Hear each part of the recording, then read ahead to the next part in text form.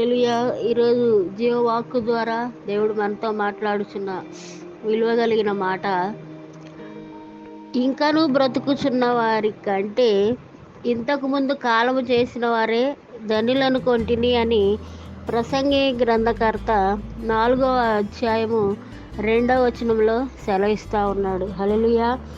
నిజంగానే ఇంకనూ బ్రతుకున్న వాళ్ళ కంటే చనిపోయిన వారే ధనులు అని చెప్తా ఉన్నాడు. ఎందుకంటే ఈ లోకంలో అన్యాయం, అక్రమం అన్నీ దేవునికి విరోధమైనవే జరుగుతూ ఉన్నాయి. సూర్యుని క్రింద నరుడు పడే ప్రతి పాటు కూడా, ప్రతి ప్రయాస కూడా వ్యర్థమే కనుక, ఇది చెడు కాలము కనుక ప్రతి ఒక్కరూ కూడా దుష్కార్యములు చేయడానికే, ఇతరులను మోసం చేయడానికే ఎన్నో విధాలుగా ప్రయత్నాలు చేస్తూ అన్యాయం, అక్రమే ఏలుబడి చేస్తూ ఉన్నది కనుక నిజంగానే చనిపోయిన వారే దండులు. బ్రతుకున్న వాళ్ళ కంటే కష్టాలు. ఇంతకుముందు కంటే ఇప్పుడు నిన్నున్నట్లు ఈరోజు ఉండదు, ఈరోజు ఉన్నట్లు రేపు ఉండదు.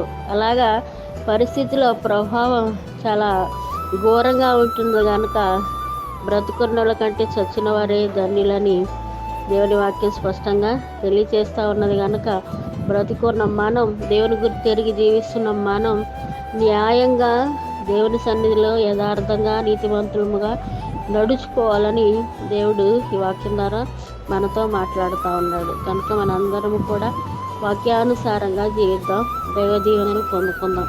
అటువంటి కృప దేవుడు మనందరికీ దయచేయునుగాక. ఆమేన్.